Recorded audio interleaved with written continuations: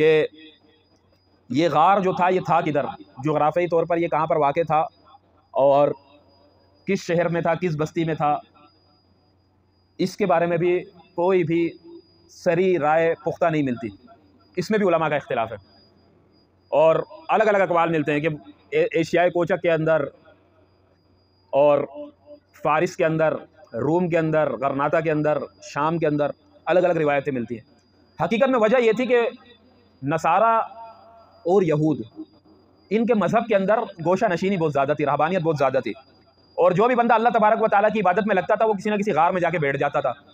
کبھی کبھی پوری جماعت جا کے غار میں بیٹھ جاتی تھی. تو ایسا واقعہ ایک نہیں ہوا، بہت سارے واقعے ہوئے ہیں. اسی وجہ سے مورخین مغالطے میں آ گئے کہ جدھر بھی کوئی کسی بھی بستی کی یہ خبر مشہور تھی کہ بھئی فلاں بستی سے 10-15 لوگ 7-8 لوگ گئے تھے اور غار میں بیٹھے تھے اور ادھر ہی عبادت کرتے کرتے انتقال کر گئے، تو لوگوں نے، مورخین نے اسی کو بنا لیا کہ شاید یہی جگہ ہے. جیسے امام قتادہ فرماتے ہیں کہ یہ غار جو ہے روم میں، فرماتے ہیں کہ ایک بستی ہے، اس بستی کے اندر یہ غار ہے، جس غار کے اندر 20-25 لوگوں کے باقاعدہ ڈھانچے وغیرہ پڑے ہوئے ہیں اور ادھر کے لوگ جاتے ہیں، بڑی منتیں مانتے ہیں. ابن العطیہ کا ایک قول ہے، وہ فرماتے ہیں کہ شام کی ایک بستی ہے لوشا، اس لوشا کی بستی کے اندر جو ہے وہاں پر ایک غار ہے جہاں پر 8 ڈھانچے ہیں انسانوں کے اور ایک کتے کا ہے، اور اس کے پاس ایک مسجد ہے اور ایک گھر ہے پرانا جس کا نام رقیم ہے، جس کا نام رقیم ہے، اور وہاں کے مجاور لوگوں سے کہتے ہیں کہ یہ اصحاب کہف ہیں، یہ اصحاب کہف ہیں. اسی طرح ابن العطیہ فرماتے ہیں کہ ایک پہاڑ اور ایک غار جو ہے وہ غرناطہ میں بھی ہے، اندلس میں، اور وہ جو پہاڑ ہے وہ فرماتے ہیں کہ وہ غرناطہ میں جس جگہ آباد ہے اس کے قبلے کی طرف بالائی جانب پر ایک شہر ہے، دکیاووس نام ہے اس شہر کا، اور اس پر پرانے آثار بھی موجود ہیں، اور اس کے باہر بھی جو ہے ایک مسجد ہے اور ایک پرانی تعمیر ہے، اس کو لوگ رقیم کہتے ہیں. اور اس غار کا نام جو ہے نا ہیزم ہے. ہیزم کہتے ہیں کہ اس کے اندر چند لوگوں کے ڈھانچے پڑے ہیں، جس میں سے بعض ڈھانچوں کے جسم پہ ابھی بھی گوشت موجود ہے اور بعض ڈھانچوں کے بعضوں کے جسم سے گوشت تھوڑا تھوڑا اتر چکا ہے اور بعض بالکل ڈھانچے بن چکے ہیں. اور پھر ابن عطیہ فرماتے ہیں کہ میں خود گیا ہوں، میں نے وہ جگہ دیکھی اور واقعی میں ویسا پایا اس کو. ابو حیان اندلسی بھی اسی بات کو راجح کہتے ہیں کہ یہ بات راجح کہ غرناطہ کے اندر یہ تھا. لیکن جو بھی ہو، کسی بھی مفسر نے وہ بھی کہہ رہے ہیں کہ ترجیح دی جا سکتی ہے ان کے نزدیک، وگرنہ پکی بات نہیں ہے. ابن عباس ایک جنگ پر گئے رومیوں کے علاقے میں، وہاں پر ایک غار میں، بولتے ہیں ہمارا گزر ہوا، صحابہ فرماتے ہیں اس غار کے اندر ڈھانچے پڑے تھے، کتے کا بھی ڈھانچہ تھا، انسانوں کے بھی تھے.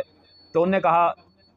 لوگوں نے ان سے کہا کہ یہ اصحاب کہف تو نہیں ہے. انہوں نے کہا کہ اصحاب کہف تو 308 یا پتہ نہیں کتنے سال پہلے ان کے ڈھانچے بھی ختم ہو چکے ہیں، 308 سال پہلے ایسے کچھ بولا کہ وہ ختم ہو چکے ہیں. اسی طرح ایک اور روایت کے اندر آتا ہے کہ حضرت معاویہ رضی اللہ تعالیٰ عنہ کی سرکردگی کے اندر حضرت ابن عباس فرماتے ہیں کہ ہم رومیوں سے جنگ کرنے کے لیے گئے، وہاں پر ایک غار کے اندر داخل ہوئے، اس غار کے اندر داخل نہیں ہوئے، اس غار کے پاس سے گزر رہے تھے. تو ابن عباس فرماتے ہیں کہ میں نے حضرت معاویہ رضی اللہ تعالیٰ عنہ سے فرمایا کہ یہ جو غار ہے یہ اصحاب کہف کا ہے. حضرت معاویہ رضی اللہ تعالیٰ عنہ نے فرمایا کہ میں داخل ہوتا ہوں یا کسی کو بھیجتا ہوں، دیکھتا ہوں. تو حضرت ابن عباس فرماتے ہیں کہ میں نے کہا کہ معاویہ رضی اللہ تعالیٰ عنہ، آپ سے جو بہتر تھے رسول اللہ صلی اللہ علیہ وسلم، اللہ نے انہیں منع کیا کہ آپ اگر ان پر مطلع ہو گئے تو آپ پیٹ دے کے بھاگیں گے اور آپ کا دل رعب سے بھر جائے گا، تو آپ کس لیے جاتے ہو؟ تو فرماتے ہیں کہ حضرت معاویہ رضی اللہ تعالیٰ عنہ نے میری بات اس لیے نہیں مانی کہ شاید حضرت معاویہ رضی اللہ تعالیٰ عنہ نے فرمایا کہ یہ بات تعلق رکھتی تھی ان کی زندگی کے ساتھ، اب تو اصحاب کہف انتقال کر چکے ہیں، لہٰذا اب وہ مسئلہ نہیں ہے. تو حضرت معاویہ رضی اللہ تعالیٰ عنہ نے چند لوگوں کو منتخب کیا کہ جاؤ جا کر دیکھو. کہتے ہیں کہ یہ لوگ جیسے غار کے منہ پر پہنچے تو اللہ نے ایک آندھی بھیجی، تیز آندھی، جس نے ان لوگوں کو غار میں داخل ہونے سے روک دیا. خیر یہ ساری روایتیں ہیں، پختہ بات کوئی بھی نہیں کر سکتا کہ یہ کدھر تھے. اور ایک اصول جو صحابہ نے اور تابعین نے بیان کیا ہے کہ ابہموا ما ابہمہ اللہ، جس چیز کو اللہ نے چھپایا اس کو چھپائے رکھو، اس کو ظاہر نہ کرو. ان چیزوں کے اندر پڑھنے کی ضرورت ہی نہیں ہے کہ وہ کدھر تھے، کہاں تھے، لیکن میں نے اسے تھوڑی تاریخی روایتیں سنا دی.